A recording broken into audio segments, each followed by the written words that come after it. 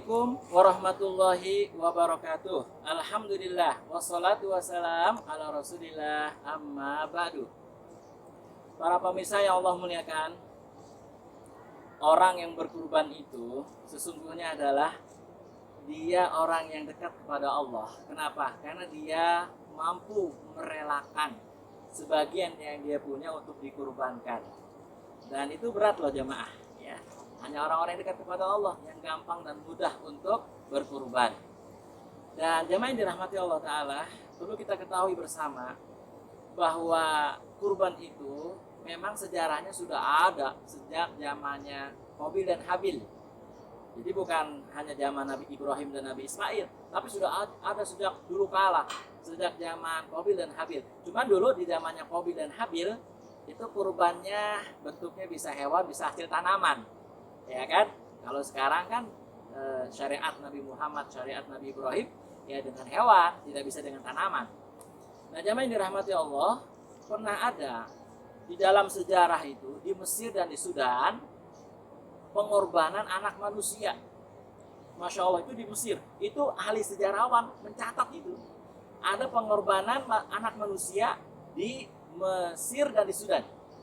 Agaknya syariat kurban ini untuk merubah, untuk membendung kebiasaan buruk atau perbuatan buruk dari pengorbanan anak manusia menjadi pengorbanan kambing atau sapi yang lebih bermanfaat. Seperti itu. Jadi kisahnya Nabi Ibrahim dan Nabi Ismail agaknya arahnya ke sana untuk membendung daripada kesesatan manusia yang mengorbankan anak manusia. Memang di dalam Islam itu jamaah, kalau untuk merubah sesuatu yang buruk itu tidak bisa dilakukan dengan frontal.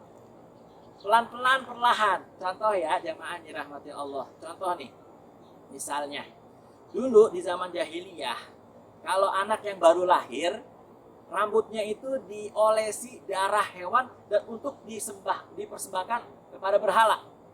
Kemudian kebiasaan buruk itu Nabi ganti pelan-pelan dengan cara kalau ada bayi yang baru lahir, rambutnya bukan diolesi darah hewan, tapi diolesi minyak ja'faron yang wangi dan warnanya merah. Sama seperti darah, warnanya merah, tapi diganti dengan minyak ja'faron, wangi, warnanya merah. Jadi Nabi ketika merubah kebiasaan buruk, nggak frontal, perlahan-lahan. Ya, nggak kayak orang-orang yang baru semangat belajar agama, langsung deh frontal begitu. Enggak, Nabi Muhammad itu perlahan. Nah, jamaah yang dirahmati Allah Ta'ala, yang perlu diingat adalah tentang kurban ini, bahwa tujuan utama bukan penyembelihan hewan kurban. Ingat, tujuan utamanya adalah bukan penyembelihan hewan kurban. Kenapa? Karena Allah tidak butuh daging, Allah tidak butuh cipratan darah. Yang Allah butuhkan adalah setelah seseorang berkurban, terciptanya ketakwaan di dalam hati. Terciptanya hati yang penuh ketakwaan. Nah, sehingga bisa mempengaruhi seluruh aspek kehidupannya. Itulah yang disebut dengan kurban, hakikat kurban jamaah.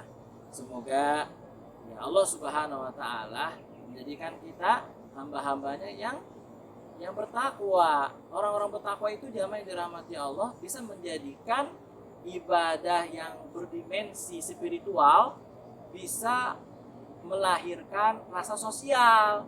Contoh misalnya ya dari sholat, ya ibadah sholat itu bisa melahirkan semangat amar ma'ruf nahi munkar. Dari ibadah puasa bisa melahirkan semangat empati terhadap orang miskin. Haji misalnya itu bisa melahirkan sikap yang bijaksana, yang sopan, solider terhadap sesama dalam realitas kehidupan. Itu jamaah yang dirahmati Allah. Itu sebenarnya hakikat kurban, ya. Hakikat kurban itu terciptanya hati yang penuh ketakwaan kepada Allah Subhanahu wa Ta'ala. Wallahu a'lam bishawab. Wassalamualaikum warahmatullahi wabarakatuh. Waalaikumsalam.